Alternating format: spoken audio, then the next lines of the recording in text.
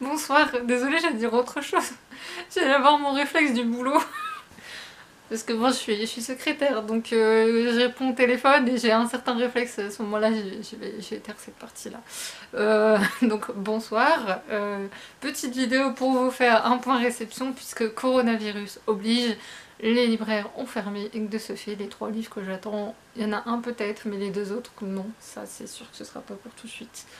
J'embrasse d'ailleurs les libraires qui regardent, je vous souhaite bon courage, je sais que ça va pas être facile, surtout les indépendants. Une en particulier pour qui voilà, j'ai mal au cœur pour elle. Donc, franchement, je lui ai déjà dit, de toute façon, je vais commander la plante de livres. J'ai commencé à faire une liste. Pas par rapport au corona, hein, c'était prévu, vu que je travaille, j'avais prévu un budget livre, on va dire, en me disant, bah, je vais lui en commander. Là, je me retenais, mais si j'avais su, je me serais pas retenue. Bon, enfin bref, tout ça pour dire, du coup, je fais le point réception maintenant parce que ça sert à rien d'attendre. Et pour mon boulot, je sais pas justement ce que ça va donner demain. C'est peut-être pour ça aussi que j'ai failli faire ce petit lapsus. Mais bon, voilà. On va commencer par le Furet du Nord parce que j'ai le malheur de travailler à côté, que j'avais un bon de réduction, que je l'ai utilisé et qu'il faut vraiment pas que je parte trop tôt de chez moi. Japon gourmand de Lorquier aux éditions Mango. C'est un livre merveilleux sur la cuisine japonaise, il y a des recettes dedans, il y a des noms d'ingrédients, etc. qui peuvent être utiles. Moi je connais quelques petites choses, mais après il y a des choses, mais quand on regarde on se dit oh ça doit être trop bon. Enfin bref. Du coup je l'ai acheté, normalement ce genre de livre je les achète pas, je les prends en occasion, mais je pense que celui-là en occasion il sera introuvable. Il y avait aussi Boko-chan de Shinichi Oshii aux éditions Omake Book. C'est un recueil de nouvelles, il y a de la science-fiction apparemment dedans. Ce qui est rare, au Japon on a du mal à avoir des romans ou des recueils de nouvelles en science-fiction en France. Du coup je me suis dit que c'était l'occasion de découvrir ça, une petite maison d'édition qui a ouvert ses portes pas très longtemps. Il y avait de Akira Mitsubayashi, Âme brisée chez Gallimard. Alors ce livre, je vais y résister pendant longtemps. Il est sorti à la rentrée littéraire de septembre 2019. J'ai refusé de l'acheter parce que normalement, à un prix pareil, je n'achète plus de livres comme ça. Sauf si c'est chez ma libraire, hein, où là je résiste moyennement. Je résiste encore, mais moyennement. Et celui-là en fait me fait tellement crever d'envie que je suis étonnée d'ailleurs que le Furet du Nord ne l'ait pas eu plus tôt en rayon parce que je veux dire le livre est sorti il y a 7-8 mois. Voilà. Je suis très très étonnée. Et en manga j'en ai pris 2 parce qu'il m'interpelle beaucoup. Le premier c'est Le patron est une copine chez Komiku, le premier tome de Nagabe. Alors si vous savez pas, le Nagabe a fait L'enfant et le maudit, qui est une autre saga que je suis de lui, que j'aime beaucoup. Et j'aime beaucoup l'idée de ce manga en fait. Je l'aime vraiment, je la surkiffe même. C'est déjanté apparemment et hilarant, mais j'aime bien le fond. Surtout le fond qui doit être très très beau. Mais ça m'étonne pas de Nagabe. Nagabe a l'air d'être une personne tout à fait agréable. Et je pense. Il dégage quelque chose qui me plaît beaucoup. Tout comme ses œuvres. Et il y avait Parasite amoureux, le tome 1 de Sugaro Miyaki, Yuki Otate, Shion et voilà, parce que l'autre il est déjà dit. Et c'est aux éditions Delcourt Tonkam. Je suis étonnée de ce manga, je l'ai pas encore lu mais ça sent, il sent bon, je sais pas, déjà la couverture est... Au début je me suis dit tu vas pas craquer pour une couverture, sachant que le manga existe en roman, si pour ceux que ça intéresse. Je sais pas, il y a un truc. Moi, ça, voilà. C'est de la science-fiction, apparemment. Ouais, apparemment, ça doit être de la science-fiction. Mon dieu que c'est beau. Mon dieu que c'est beau. Voilà, je sais pas si ça va me plaire. J'en sais rien, mais ça, je sais pas. Il y a un truc qui m'appelle.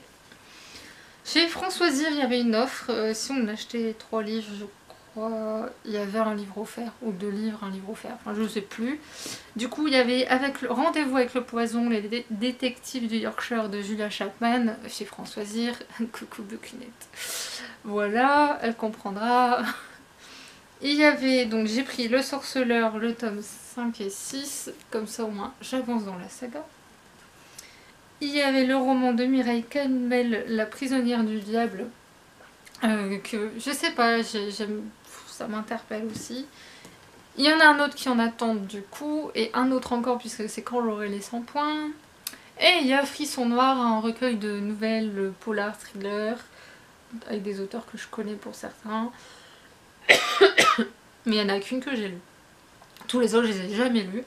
Du coup, ce sera l'occasion de découvrir parce que Cédric Cyr, j'hésite à lire un de ses livres et j'ai peur en fait parce que j'ai eu, disons, quelques infos sur ce qu'il écrit et que voilà, hein. Je me mets tout doucement à des choses qui font un peu frissonner, mais de là à passer à l'horreur, il faut pas déconner non plus.